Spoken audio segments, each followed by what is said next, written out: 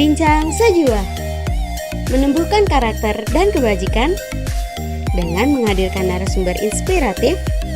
Kini kami hadir menemani Anda setiap minggu hanya di kanal YouTube Yayasan Sejua.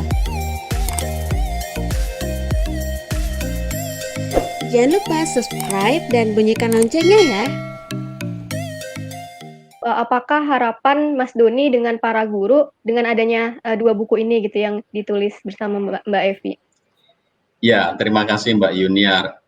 Harapan saya sebenarnya Bapak Ibu guru yang jumlahnya hampir 4 juta ya kalau di Indonesia ini, guru dari Kemenak dan Kemendikbud, kalau masing-masing guru menuliskan pengalaman baik mereka di kelas ketika berjumpa dengan anak, lalu bagaimana model problem solving yang dia alami, dan itu dituliskan, saya membayangkan betapa bangsa ini memperoleh pengalaman-pengalaman pendidikan yang luar biasa, yang Bapak Ibu guru bisa saling belajar satu sama lain.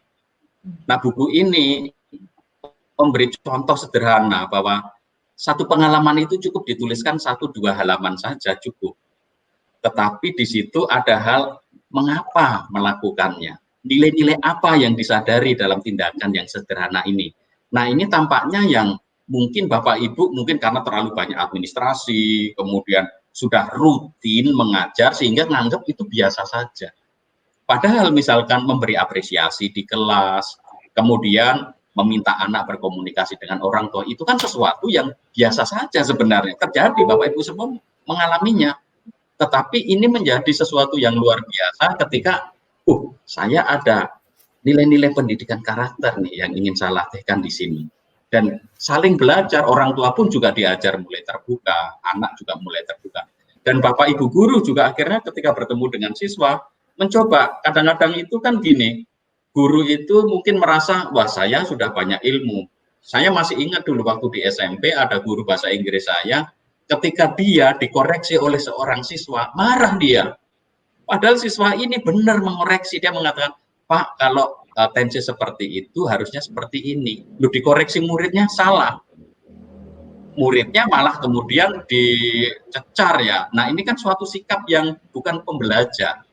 Guru bisa saja salah, maka di buku ini juga ada cerita bagaimana kita belajar menjadi jujur. Seandainya kita tidak tahu, kita berkata, ya anak-anak saya mungkin belum tahu, tapi kemudian saya janji nanti akan saya beritahu lagi, karena mungkin pertanyaan ini di luar pemikiran saya juga gitu. Yuk kita sama-sama mencari jawabannya. Nah, model-model seperti ini bagi saya menarik sekali gitu, dan ini saya temukan dari pengalaman-pengalamannya Evi gitu ya, ketika saya tanya itu biasanya kan saya tinggal bertanya saja, saya pancing dengan pertanyaan.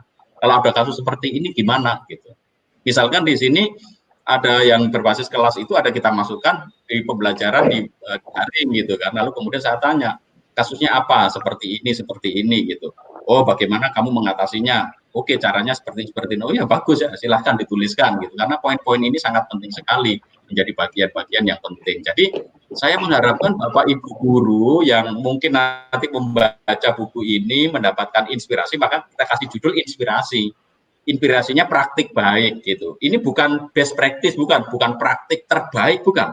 Tetapi praktik baik yang sudah ada, mungkin Bapak Ibu alami. Nah, coba kita tuliskan. Nah, tentu saja buku ini kan campuran ya, artinya ini kadang-kadang berlaku untuk anak TK, anak SD, SMP. Yang di sini, yang SMK ini sedikit sekali gitu. Artinya praktik-praktik baik pembentukan karakter di SMK itu ternyata belum tertampung di sini. Nah, saya mengharapkan Bapak Ibu yang di SMK mungkin bisa mengatakan, bahwa tadi misalkan saya ketika berbicara dengan ayahnya Evi, dia kan guru ya, lalu kemudian mengajar di teknik gitu. Loh bagaimana menggunakan wear pack gitu, pakaian keselamatan gitu. Anak-anak itu nggak pernah disiplin kadang-kadang sehingga kecipratan lalu terbakar. Nah, ini peristiwa sederhana ini harusnya bisa ditulis, direfleksikan betapa keselamatan di dalam praktik itu sangat penting sekali. Bisa jadi kalau kita teledor, nyawa bisa hilang gitu. Maka hal-hal yang kecil di dalam pembelajaran itu harus. Nah, buku ini nggak berpretensi benar seperti kata Evi tadi untuk mengajari, bukan, tapi hanya berbagi dan silahkan dipilih kalau cocok diterapkan. Kalau misalkan cocoknya sedikit, perlu ada modifikasi, ada inovasi, silahkan. Jadi ini membuka, namanya juga memberi inspirasi untuk melakukan sesuai dengan apa yang konteks dari Bapak Ibu semua. Saya rasa dari Sabang sampai Merauke, seandainya praktik-praktik baik ini dituliskan, wah ini akan sangat luar biasa. Saya beberapa kali meminta komite sekolah bahkan untuk, ayo Bapak Ibu komite sekolah, best practice dong dituliskan, karena ini termasuk berbasis masyarakat. Ya sampai sekarang pun tidak jadi juga gitu. Ada praktik-praktik baik gitu, tetapi ketika saya memotivasi, yuk, bahkan saya sudah bilang, silahkan Bapak Ibu yang komite sekolah punya pendampingan sekolah yang bagus, dituliskan nanti, oke nggak apa-apa saya yang mengedit gitu, kalau nanti ada yang kurang saya akan tanya Bapak Ibu gitu.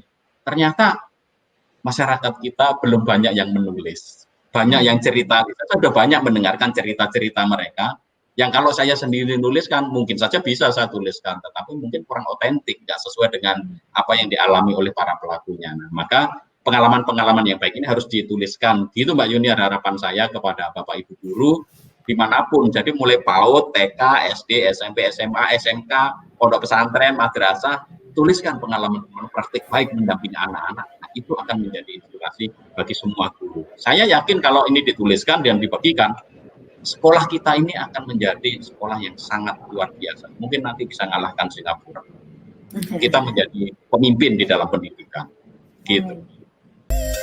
Bincang Sejua, menumbuhkan karakter dan kebajikan dengan menghadirkan narasumber inspiratif.